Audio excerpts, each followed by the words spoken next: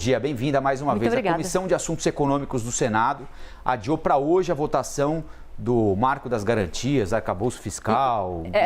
Está uma agenda lotadíssima, tanto no Senado quanto na Câmara. Mas esse marco aí da Lei das Garantias é importantíssimo, né? Já tinha sido encaminhado em 2021 para o Congresso e queria explicar um pouquinho o que é isso daí e quais os impactos aí que essa proposta traria, a princípio, positivos para a gente.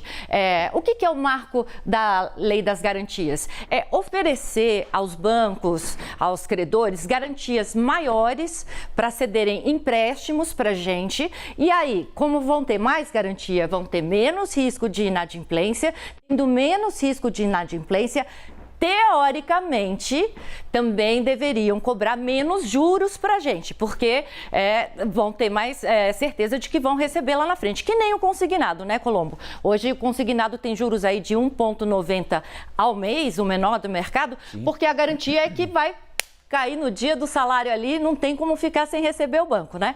A gente fez duas artezinhas para explicar um pouquinho dos impactos dessa proposta, inclusive em cima de um estudo da Febraban. O Brasil hoje, ele é muito pobre em concessão de crédito, muito pobre. Por exemplo, nos Estados Unidos, a concessão de crédito é o dobro do total da economia de lá, é o dobro do PIB americano. No Brasil, Colombo, é metade do nosso PIB. É muito pouco se a gente for ver em relação à média dos países desenvolvidos, que é 100% do PIB. Então, a gente tem um espaço muito grande aí para concessão de crédito, que é importante para mover o varejo, para mover a economia. Agora, a gente não tem também tanta concessão de crédito, porque a gente tem um histórico de taxas de juros muito altas e um histórico de inadimplência também alto, que não acontece aqui nesses países. Queria chamar, então, uma outra artezinha que a gente fala. O spread bancário hoje, que é a diferença entre o que os bancos emprestam para a gente, os juros que os bancos emprestam para a gente, e a diferença do que eles pagam quando a gente investe dinheiro neles, é chamado spread bancário, a diferença. O Brasil, e isso está no estudo da Febraban, é o país onde há o maior spread bancário do mundo, 22% ao ano. O México aqui, olha, bem longe, em segundo lugar, média mundial muito menor ainda. Por que o spread é tão grande?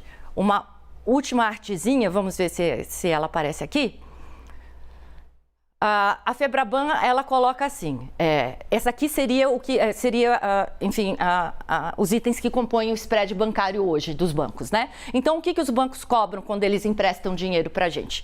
O lucro deles, que está em cerca de 15% segundo a Febraban, tributos, porque incidem tributos aí nesses empréstimos, né? Despesas administrativas. E a maior parte, 37%, é o risco de inadimplência. Então, eles embutem nessas taxas já a projeção de risco de não receber dinheiro. O que muda aí com o marco da Lei das Garantias? Por exemplo, hoje a gente pode dar um imóvel como garantia de um empréstimo, ou um carro como garantia de empréstimo. Esse tipo de empréstimo tem juros muito menor porque você está dando como garantia seu imóvel ou seu carro. Só que você não pode dar o seu imóvel ou o carro para garantia de mais de um empréstimo.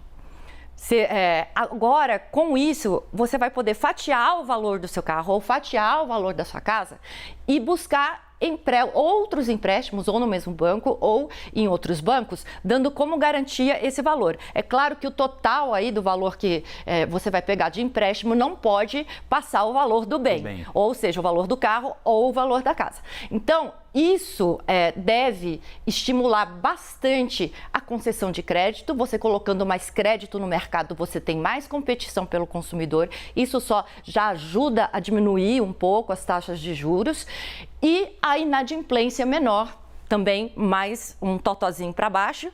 Fora que estamos esperando que a nossa taxa Selic comece a cair a partir de agosto. Mais um empurrãozinho para ver se finalmente taxas de juros aqui para nós, consumidores, comecem a cair. Mas isso aqui é, a princípio, uma medida muito bacana, favorável a gente, principalmente ao tomador de empréstimo. Muito bom. Vamos acompanhar juntos, então. Vamos. Obrigado, viu, Elaine? Eu que agradeço.